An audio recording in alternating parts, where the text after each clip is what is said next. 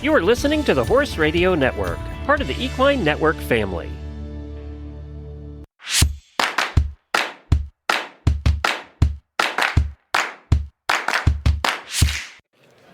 You're listening to the Show Jumping Podcast, a fun and informative show for riders, owners, trainers, grooms, and fans of all levels.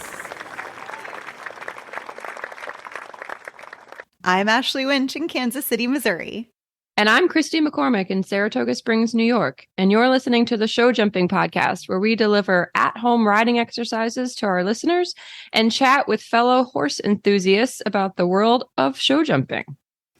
Coming up on today's show, we're interviewing Amy Momrow from Stepping Stone Farm out of Albany, New York, about balance in the horse industry, sharing an exercise to help you better understand tracking, and we're taking a look back at horse history and about keeping our equine pals warm. After a quick word from our title sponsor.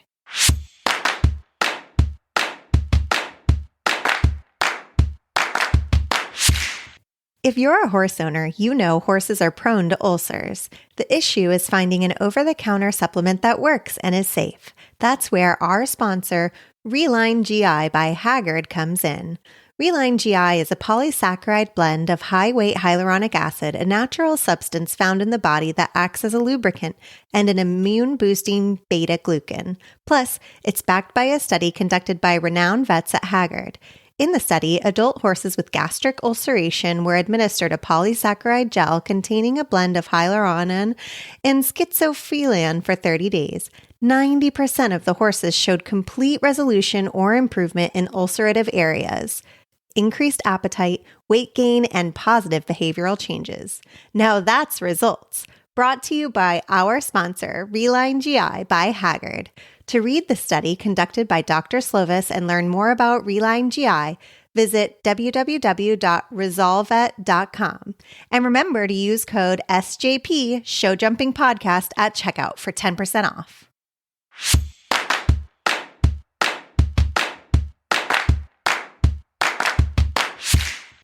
Amy is the professional rider and trainer at Stepping Stone Farm out of Albany, and she spends her winters in Florida and her summers in upstate New York. Her and I have been friends and riding colleagues for a long time. Thanks for being on the show, Amy. Welcome. Thank you for having me. I wanted to talk to you about the topic of balance today, and I was hoping we could get into balance, not just for the horses and the business, but also as riding professionals and what that means to us.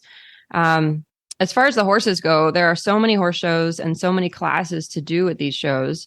And I know that we as professionals really have to pick and choose what's best for our horses and our customers, which sometimes can conflict.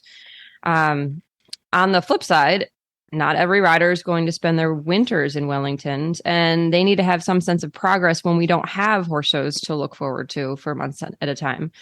So I'm just wondering if you could talk a little bit about your approach in your business and how you help your clients meet their goals without overshowing or overtraining, and also how you keep your horses that might just compete in the summertime on a sense of a program and with having some sense of progress. Sure. So we have a very unique business at Stepping Stone, as we have a northern business and the winters in Wellington, and we keep both going. And we have students from learning to walk trot all the way through, the international Grand Prix level. So what we try to do is we try to really bring it back to goals of each rider. And they can be as simple as like some of our riders that are staying in New York for the winter.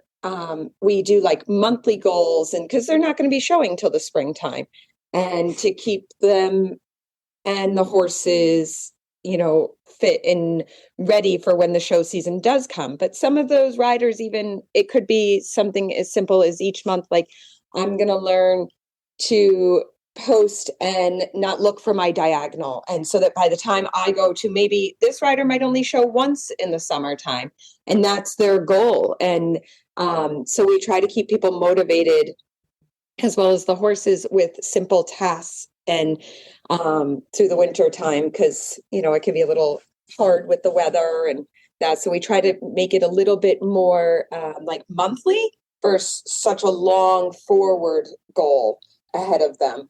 Because like I said, the weather can really play a part on consistency there. Sure, And yeah. then we have the next level of riders that are showing a lot, like you talked about, and that's where it becomes a little bit more complicated. Excuse me, with balance for the horse and rider.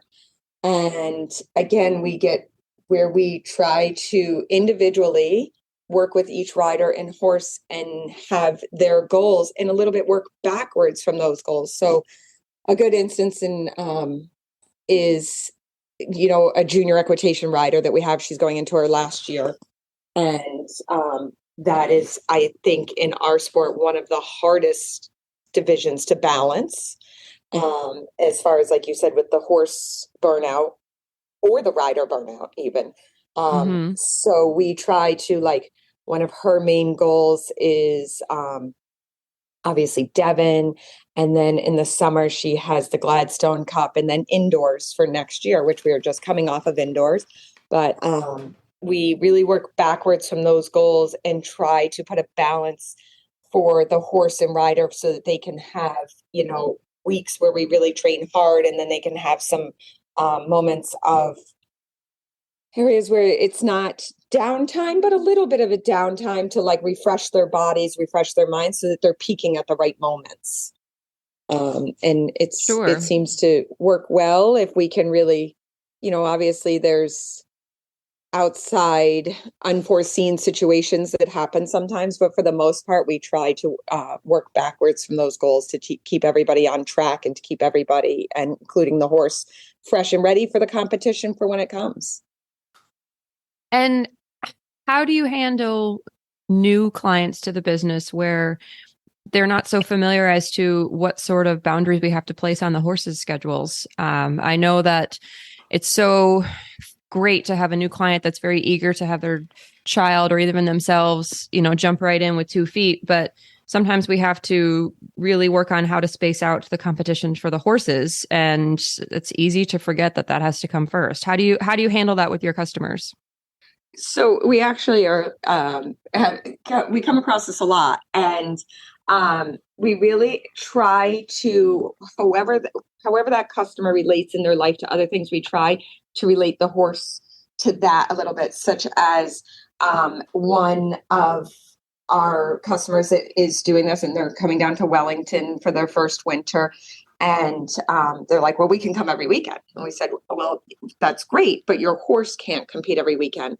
And at first they didn't really understand. But they have a son that plays hockey. And we're like, how he comes off the ice so tired, like he couldn't even think about doing a game the next day. Or you try to make it very relatable to them so that they understand that these horses they're true athletes. And that we have to they don't have a voice for themselves. So we really have to be their voices. And I try to relate it to something that they can understand in their life as well, rather than just being like, nope, sorry, that doesn't work. I try to make it very relatable to them so they understand, to allow the horse to have the moments where they can compete, but then also have recovery and training, because we sometimes skip that. It's not always just competition. We have to allow for that to happen to keep the horse ready for the rider. Yes. And the not always showing element is always tough. Especially with all of these classes and finals to qualify for. And I love that horse shows have expanded the accessibility for, lower levels of competition, that some riders who might not qualify for the medal finals, they might not be able to, if that's the only goal to get to, they might not achieve that. But there's so many 3-3 levels to go to and other classes. How do you decide when you're planning out a horse's schedule, what is the best amount of showing to do? How many classes a week could they do? For the new person coming into this, what can they expect to see for a successful program that promotes longevity for the horse and the rider? Yeah. And like you said, there are so many options nowadays that, like I said, we try to really bring the rider to the sport, like especially a new rider, we try to see what their comfort level is, what their, because they don't always also know what a goal might be at that point, because they don't know all the different options that there are now. So we try to help them with that. And, we tend to be a little conservative, I would say, compared to some places or some other show barns. And so we try to really channel it down to, like one or two big finals. I want to say finals, but some are just like derbies even, or whatever division the rider might be in. We try to really just narrow it down to like one or two of the big goals at the end of season versus having something that's so overwhelming where there's so many, and we try to really just, we have to be reasonable. Like I said, these horses are athletes, and it's our job to speak for them and to care for them and all that. So we try to really channel it into smaller. I don't know if smaller is the right word. We try to channel the options, I guess you'd say. Sure. So that it's not so broad or so many, because really realistically, like you said, a horse could actually do like 15 finals or 15. There are so many now. Yeah. I think what we 50 years ago, they had the Medal McClay finals and right. Exactly. And they had maybe 3 indoors for hunters to qualify for. And now it's just seems infinite. And it's just easy to get overwhelmed in trying to do everything. And I think that's a real key to what we do, is trying to channel, and that was a good word you used, to channel your goals to figure out what's best for you or a rider or even a horse specifically, versus trying to get everything done.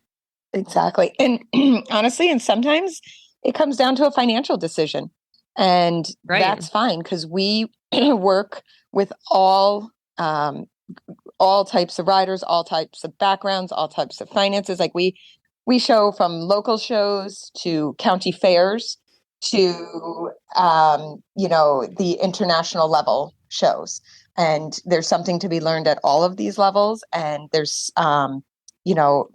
finals and things for each level, so that sometimes becomes a deciding factor as well, which is fine.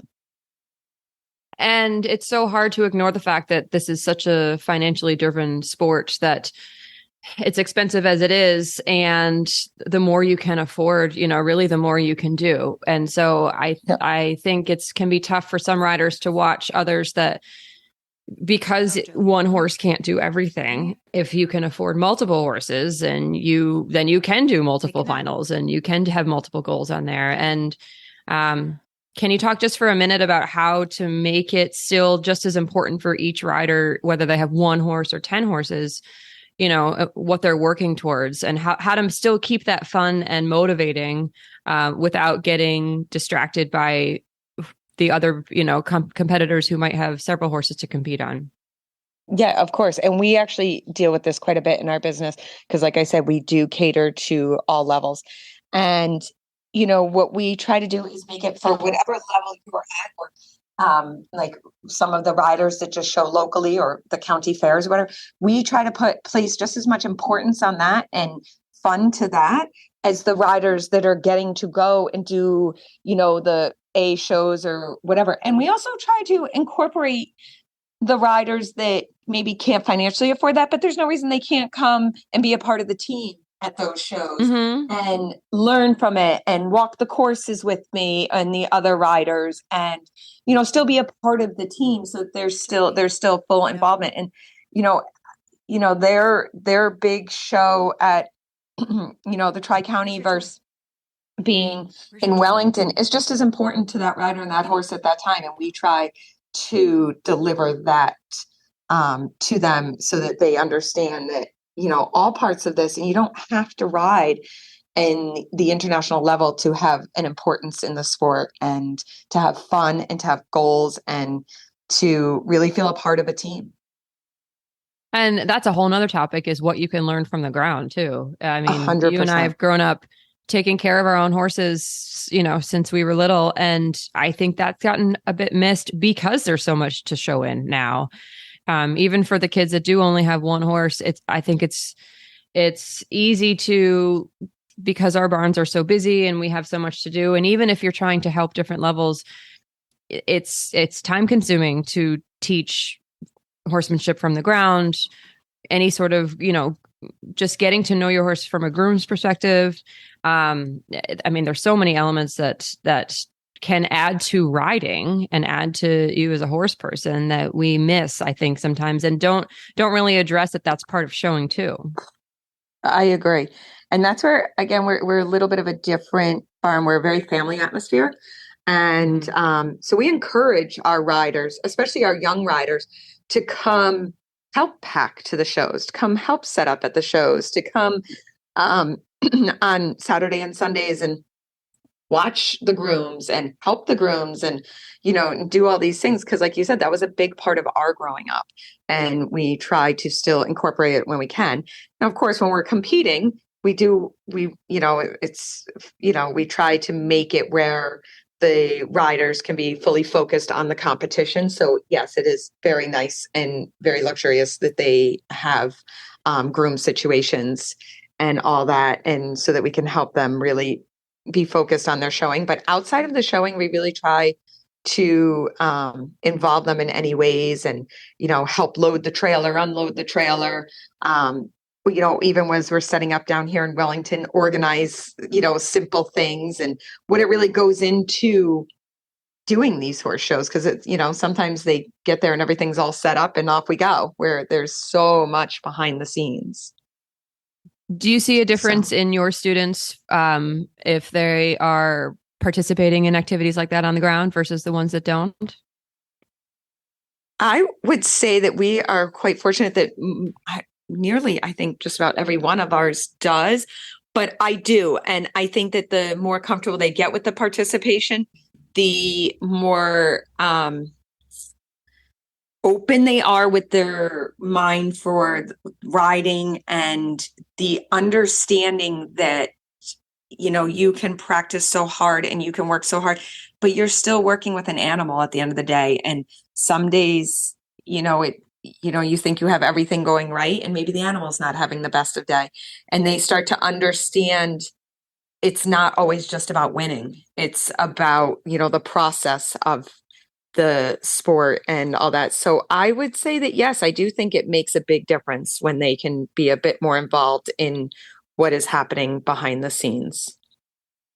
And going back to the topic of balance, I think that really shows the riders what is necessary, all of the elements that it takes to get into the show ring from the ground up, not just when you're in the tack. It just proves how much we have to take care of the horses on a very basic level before we expect them to go in and compete themselves without consequence, without injury. It's so easy to overjump and so easy to do too many classes. And I think if a rider's aware of that and is the one cleaning the horse's legs and wrapping them and putting their hands down their tendons and knowing when there's some swelling or fill and when there's some heat and when there's not, I think that really there's no other way to explain how much physical work these horses go through besides taking care of them yourselves and seeing it for yourself in their bodies. I couldn't agree more. And another part that we try to be very transparent with, which I also think helps us a little in this, is with our veterinarian. She is very open to having the customers there. And we like this as well when we are doing, any type of like work with the horses or anything, and the kids or the riders being involved in that part of it, as well as, like you said, their aftercare after jumping or, pre-show or whatever. And it seems to really help the riders understand that they are animals and that we do have so much that goes into it. And they don't just look at them as a tool to jump jumps, that they realize that there are things, there's so many parts to keep them healthy and well physically, never mind mentally. Sure. Well, that's a good segue as far as the mental component goes, to my last question. Can you talk a little bit about how we as professionals can and should stay balanced. You and I both know that when you're running a business and you're taking care of horses, that's not only a 24-hour game, but if you're low on staff or a horse gets sick in the middle of the night, you're the one that shows up at the barn. And at the same time, we are generally expected to or asked to be not just horse trainers or horse riders, but sports psychologists, emotional therapists, attend sort of these power dinners after some long 16-hour days at the show. And all of those roles have value, especially when you have very close relationships with our clients as we have. But it can be tough to feel like our jobs have a beginning and end to them each day.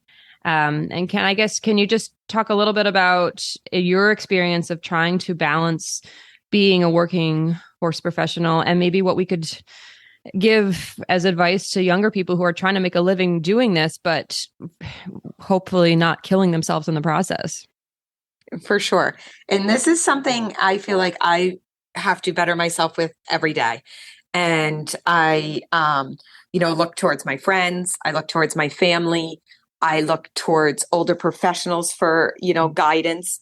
And, I feel like for myself that a big part of it for me is to allow myself to do other outside physical activity, whether it be pickleball or kickboxing or something, a run, a walk in the park, something, just because, a lot of people say when they come to ride that when they're riding, that's all they're thinking about is just being on that horse and riding. And I'm like, yeah, that's great. What do I do to get my mind to do that? So I try to give myself other, physical activities or something that allows me to have something that shuts off besides just thinking about the horses. I think another big thing is having, I'm very lucky, and I know Christy, you are as well, as we have great family support. And, to not be afraid to lean on that, or, great friends inside the business, outside the business. And I think another thing that I've really learned as I've gotten older is not to be afraid to set a little bit of boundaries for yourself. As far as like you said, brought up the client dinners or, being on the clock 24/7 to be, I remember not even being, I can't go on vacation. Or I can't do that. There's this horse show, there's that horse show. As I've gotten older, I realized that, you have to set boundaries and allow yourself to have those moments so that you don't allow for burnout. And that then when you are with your clients and you're with your horses, you're 100% present and you're there for their best interest of everyone. And I've realized, like I said, it's taking me time as I've grown through the business to understand that self-care is very important, and to really do it for ourselves and surround ourselves with positive influences and, just really take time for ourselves and to take time for our other employees or whoever might be working alongside of us, and allow them to have time and really work as a team so that we all can have a moment for ourselves. Right. And, I think the biggest thing that I've learned as I've gotten older doing this is when to say no. And 100%. It's impossible to please everyone all at once. And the horses have to be the ones that come first. And we sacrifice so much of ourselves and our days for them, and we're so lucky to have these clients that are keeping the business rolling. But there has to be times of, no, I physically or I mentally, or I just can't do that. And I don't have time for it. And I'm going to be better for you, rider, client, the one I'm teaching, later if I, say yes to myself now and not yes to you. And I think that's hard. We're in such a service, if you want to call it that, service industry where we are trying to sometimes bend over backwards to make this such a fantastic experience, but at the expense of ourselves. That's just, that's not sustainable. So I love that and I love the idea of, I wish I learned this a little earlier in my professional career. I love the idea of keeping yourself physically engaged at another activity, because riding is great, but it can't be the only thing your body does. And if you can have another release, that's so important. Agree. And I like I said, I'm working on this every day, and I learn from other people. But when you set, I don't know if you want to say boundaries, or when you call a moment where you need for yourself, I have noticed that every client is so supportive of it. and they Yes. understand and they agree of it and they appreciate that you do it once you're willing to take that step to do it. But you as Sure, the right, individual have to be right. willing to take that step and to put it out there. And then they all are so welcoming to it and are so happy you're doing it for yourself. But it's like that scary moment of taking that step and putting the boundary there. Exactly. And showing them that you respect and care for yourself just as much as you do their horses and them. Exactly. So 100%. that's so important. Yeah. Yes. Yes. Well, great. This has been awesome. Yeah, I think that this could be something we could keep talking about for days. So, Great. I think we have in the past. So, do you have anything else you want to add? You've been awesome on here. Oh, well, thank you so much for having me. And I really hope that I can give back to the sport that's given me so much. So I love having these opportunities. So thank you. Christy, what a wonderful interview between you and Amy. I think the overarching theme that I recognized was respect. And it's not only respect for the horse, but respect for your students, your clients, and for yourselves. And I think as we all head into the holiday season, we're all so quick to forget about ourselves. And so thank you both for sharing your experiences and being vulnerable enough to say, like, this is something we work really hard at. It's not easy to say no. And I think there's power to be found in that. So thanks again, Amy Momrow, for joining us for a wonderful interview. And after a quick word from our friends and title sponsors at Haggard Pharmacy, we're going to jump right into the tracking exercise. Pun intended. Sorry, guys.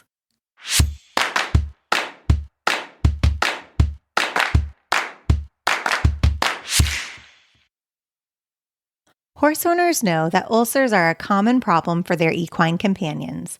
The challenge is finding an over-the-counter supplement that is both effective and safe. Introducing Relyne GI by Haggard, a polysaccharide blend of high-weight hyaluronic acid, a natural substance found in the body that acts as a lubricant and an immune-boosting beta-glucan. Backed by a study conducted by the renowned vets at Haggard, Relyne GI has been shown effective in treating gastric ulcers in horses. In the study, 90% of horses showed complete resolution or improvement in ulcerative areas, increased appetite, weight gain, and positive behavioral changes. To learn more about Relyne GI and read the study conducted by Dr. Slovis, visit www.resolvevet.com. Relyne GI by Haggard, the safe and effective solution for horse ulcers. And don't forget to use code SJP, Show Jumping Podcast, at checkout for 10% off.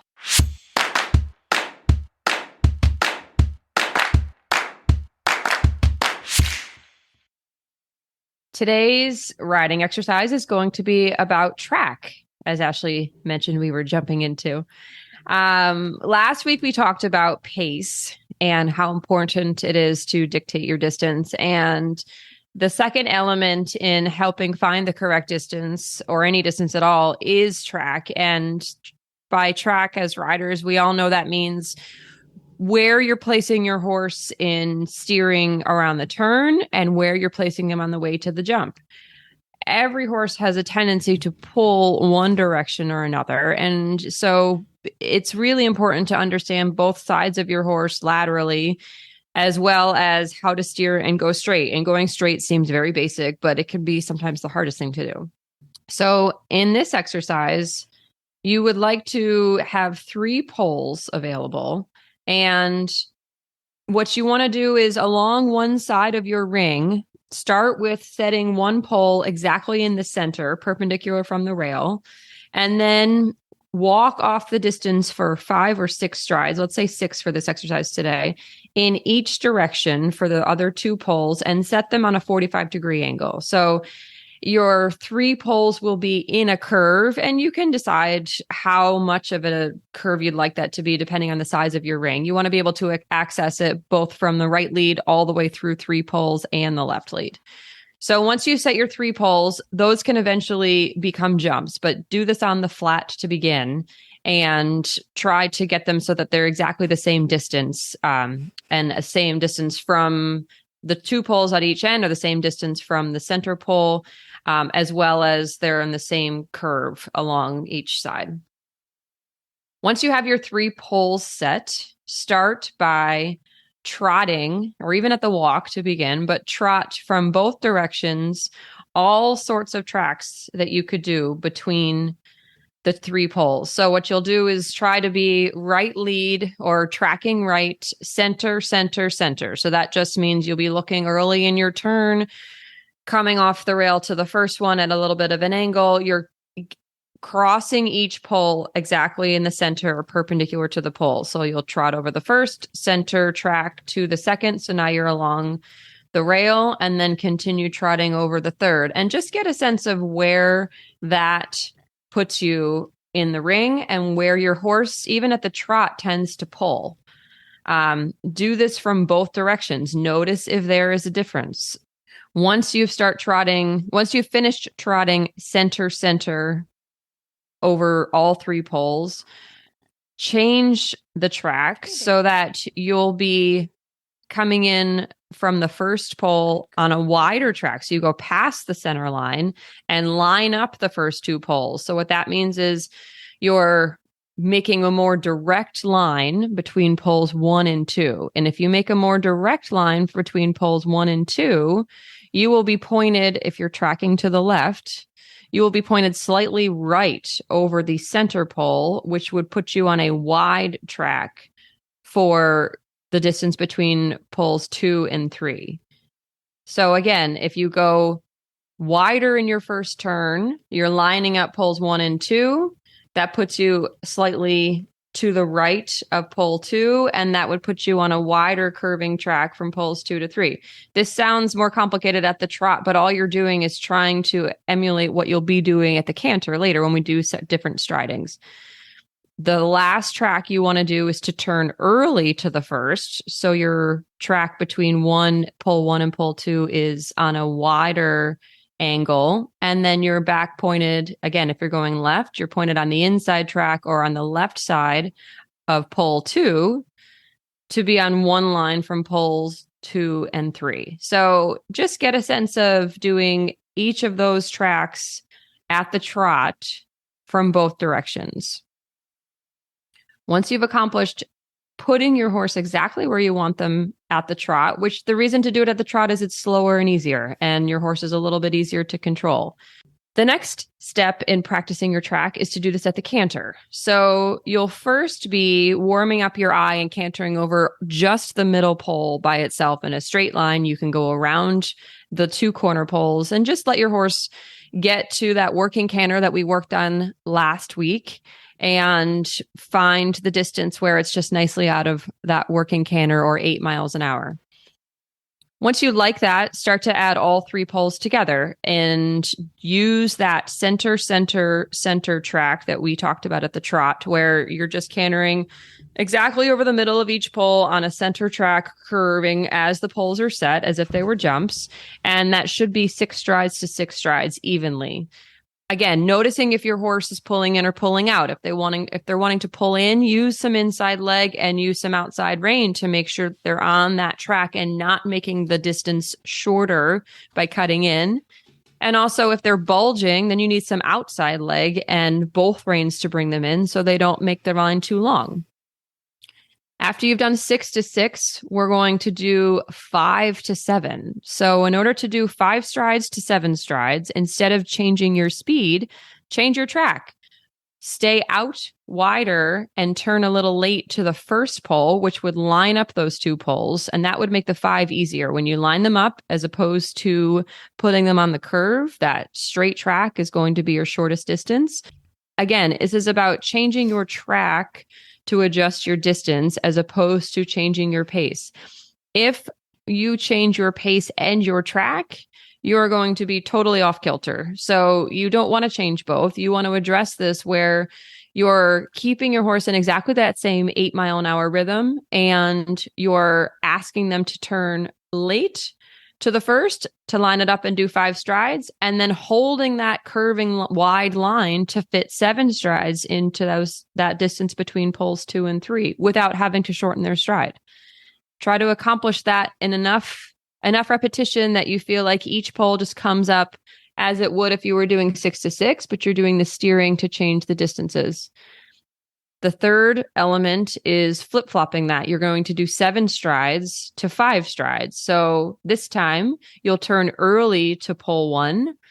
You'll be if you're on the left lead, you'll be approaching that slightly left to right and holding a wide track, wide curve in the first line to find 7 strides, which should point you back to the left. So it's now right to left as you're cantering over the second pole, which will put you in that nice direct line to do 5. Again, without having to speed up or change your track without having to change your speed. If you find yourself having to speed up or slow down in the line, adjust your track more. Stay out wider in the 7, come in more direct in the 5. All of this really has to do with how you approach the first, though. If you continue to approach the first without addressing where your line on the landing is going to go, you're never going to be able to do the correct number of strides without changing that pace. So if the 7 on a wide track is short, turn even earlier. So you're giving yourself more room between poles 1 and 2. And again, that will put you on more of a direct line. The wider you go in the first part of the line, the more direct you'll be set up for the second part. So once you've accomplished all of this, then just keep changing it. Go back to 6 to 6. Go then back from 5 to 7. Then switch it again, 7 to 5, and see if you can really master where to keep your horse on track between those 3 poles. It sounds very simple, but it can be really challenging to make sure that each of those strides is exactly where you want them to be. Do this in both directions. Again, because horses have a tendency to pull one way or another, that usually means they have a stronger lead than another. Sometimes they also don't want to stay on the lead that you approach in. So that's another element to add here, is to make sure that how you're coming in is in such balance that you can maintain the same lead throughout all 3 poles, which will give you the best steering. Once you've done this on a pole level, then add jumps. And the first one to add is that center pole. Make that a jump and keep the other 2 corner poles on the ground so that they're simpler to come in on. Using the poles first, then hop over the jump. It does not have to be big. You can keep it at 2.9, 3 foot maximum. And then once you've added that and you're comfortable with that, make the 2 corner poles jumps as well. Just note that when you do make them jumps, your distance between the 2 elements is going to be shorter than they were as poles. So what you'd want to do is pull them about 3 to 5 feet out. The 2 corner poles, make them a little bit longer than they were, so you leave room for takeoff and landing. And you know, that track exercise can take a month to master, really. You know, that's really something where, again, especially depending on each horse, you have to work on. Maybe the first day you just get 6 to 6 both directions. Just center can be the hardest one to do. And then a few days later, let's try to the left, 5 to 7, and then 7 to 5, and trying to figure out how to keep your horse not just between both legs and reins, but exactly on the path that you want them to be on.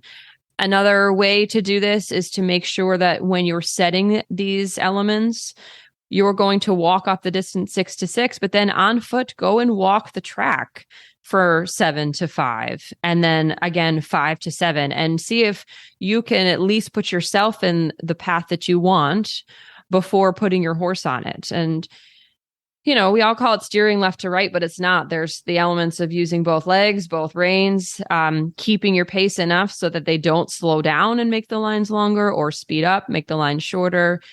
This definitely relates to last week's exercise, where we were on that 8 mile an hour pace, working on then slowing down to 7, coming into 9. And if you can understand how to maintain pace, this will help you with maintaining the correct number of strides between the poles. And the whole goal is to change your track, not your pace, in order to accomplish the distance that you want.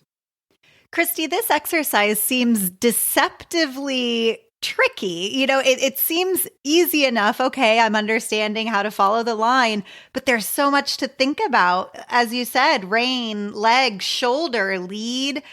I think this is a wonderful exercise. Now, from folks who listened to our last episode and this episode, I understand they work hand in hand. Is there a preference as to which exercise maybe folks should try first, or these are totally okay to be separate exercises and use them how they fit into your training schedule? I would definitely address pace first, because without the correct pace, this track isn't going to mean anything. Anybody could do this and know what kind of strides, or at least accomplish the number of strides I'm dictating by pulling on the reins and slowing down or speeding up. And I'd really love to see people understand this exercise while staying on the pace they want in the ring, because the whole goal of this is, if this were an element in the ring, it could be accomplished with exactly the same pace that you're jumping the rest of the course with.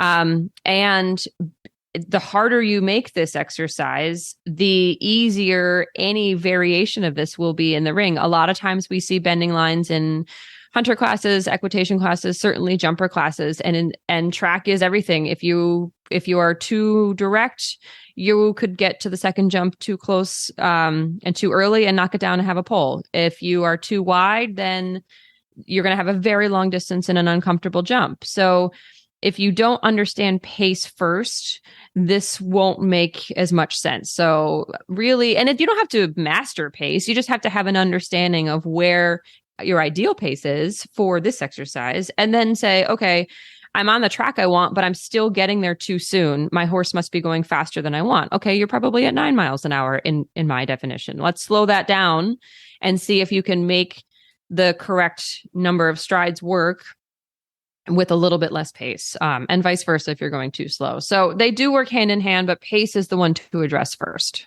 Fantastic. Well, thank you so much for this amazing exercise. I know I can't wait to get on my horse and try it. Without further ado, let's hop in the Wayback Machine and take a look at the history of horse blanketing.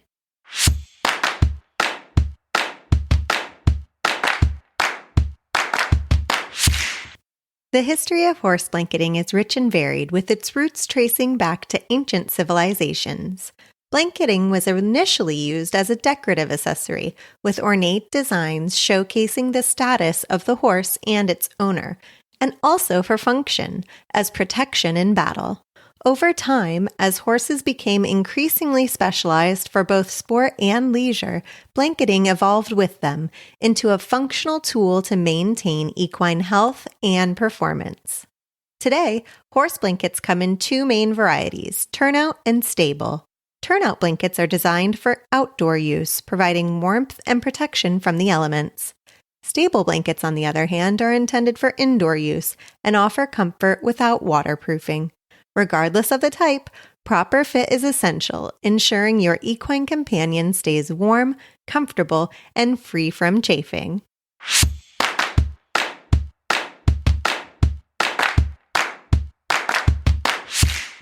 Be sure to like, subscribe, and tell your friends all about the Show Jumping Podcast. We're available wherever you like to listen to podcasts. You can find videos and photos of our exercises on our Facebook group, Overheard on the Show Jumping Podcast, linked in our show notes. Happy Thanksgiving, everyone.